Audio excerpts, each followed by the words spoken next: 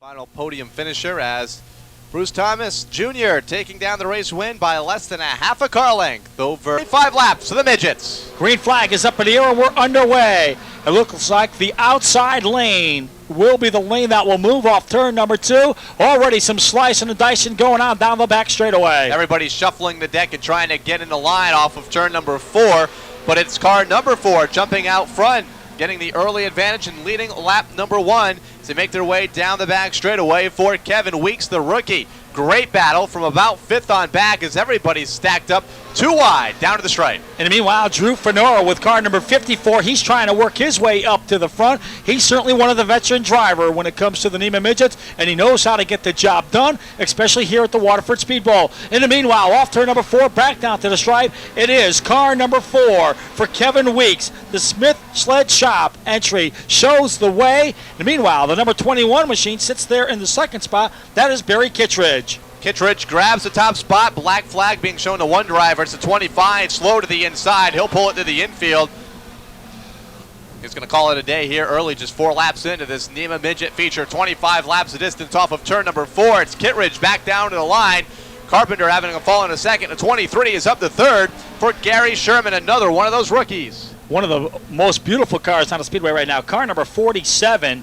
That is the entry driven by Tim Bertrand out of Watertown, Mass, and certainly he's trying to work his way to the front as well. But right now, speaking of the front, car number 21. Right now, Barry Kittredge out of Marlboro, Mass, the Precision Auto Body entry. Whoa, trouble!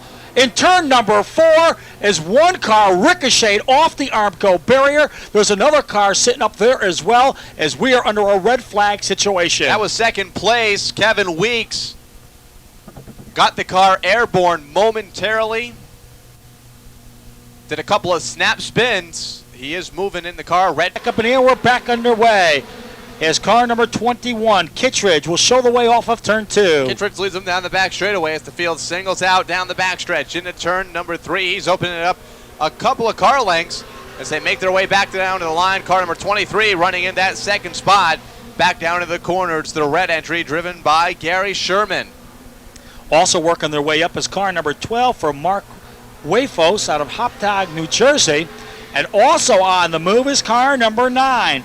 That is Bob Seymour out of Marlboro, Mass. Now he'll try to work past the third place machine as they run side by side off turn 4. Comes Randy Cabral up to third, and car number 35 takes a spot away as car number 9 slides back into that 4th spot for Bobby Seymour. Seymour in 4th, and here comes Cabral trying to get the 2nd spot away now off of turn number 4.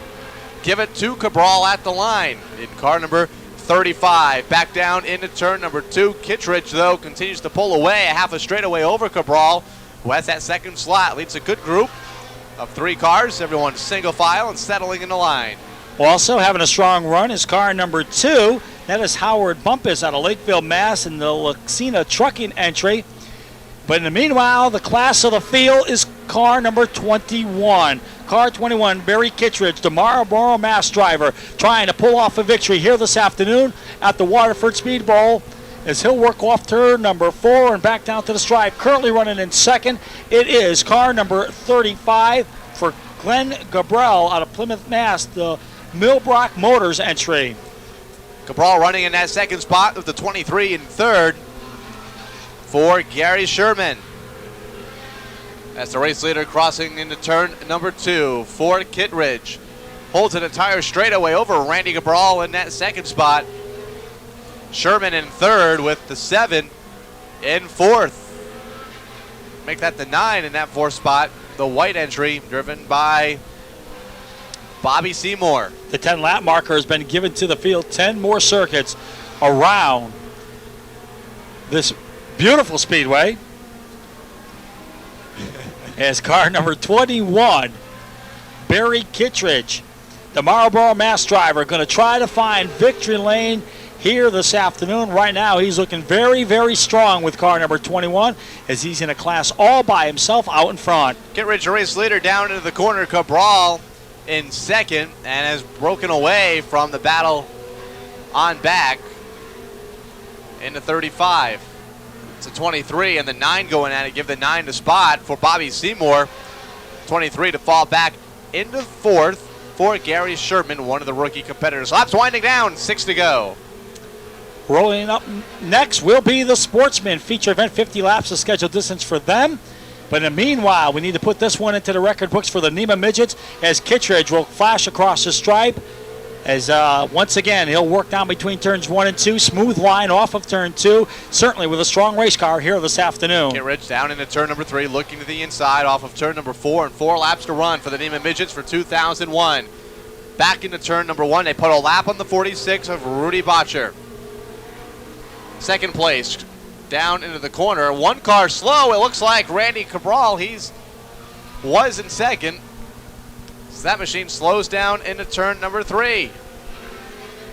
So some kind of a problem on that machine.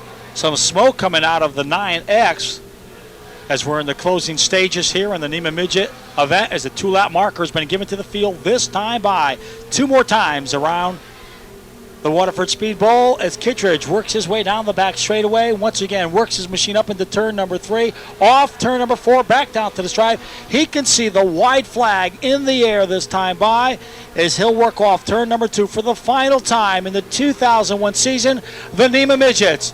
And it looks like the number 21, Barry Kittredge out of Marlboro, Mass. He'll take down the victory. Second will go to car number 12.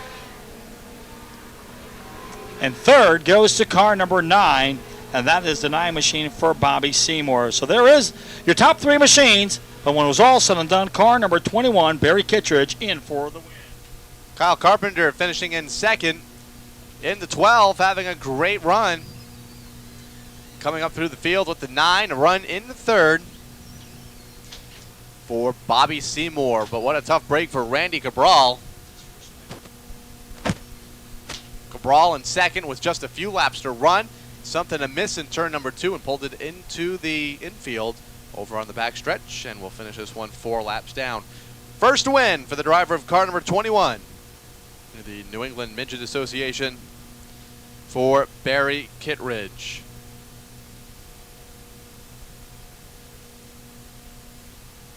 Of course, NEMA Midget's going to be part of the 2002 card of competition here at the Waterford Speedbowl. Schedule being released earlier this week. Northeast Midget Association always puts on a great show. Kittredge taking down the race win. He'll climb out of the car. Gary Danko will be down there to have a word with them. Our second feature event of the afternoon in the books. Sportsmen, 50-lap feature. They're on deck and ready to go over in the pit area. And the late models will compete in their 100-lap season finale. But first, we have to go to Victory Lane. Business to be taken care of with Gary Danko. Gary?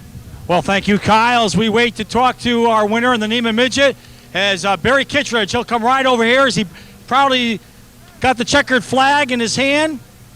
Certainly, it was a great run for him here this afternoon. Of course, his first victory ever, and what a way to cap off the 2000 season, or 2001 season, I should say. But I'll tell you, the Precision Auto Body entry was certainly flying today. It was a great car. I just want to thank Waterford Speedway and U.S. Charter Pot. They put on a great show here over the weekend. This is a great track for midget racing, and I appreciate to be here. How does it feel to get that first win ever? You know, I've ran second here 5 times in 2 years, and I've led a number of laps here, but it feels good to get my first win at Waterford. And once you got out in front, there was nobody that was going to touch you. Oh, no, the car was good. I need to thank Autocraft Engines and Mike Seymour and Seymour Enterprises and Precision Auto Body did a great job, and my crew for standing behind me. We had a great year. And what a way to go through the winter knowing that you capped off the season with a win. That's right. That's great. We came down here. We had a good car 2 weeks ago when it rained, and a good starting spot, and the car was great all day. I'll tell you, right behind you, Kevin Weeks was running second, and then he ricocheted off the Armco barrier. Of course, you didn't get to see that. Of course, those drivers are okay. But Kevin Weeks is certainly a strong competitor. Kevin's very strong. I raced with Kevin at mini sprints at Whip City, and I've dueled him a number of times in the dirt, and I'm glad he's with NEMA right now. And it was good. I had to pass Kevin, but I knew it'd be tough all day. Okay, Barry Kittredge picks up his first ever win here at the Waterford Speedbowl. Certainly we want to congratulate him.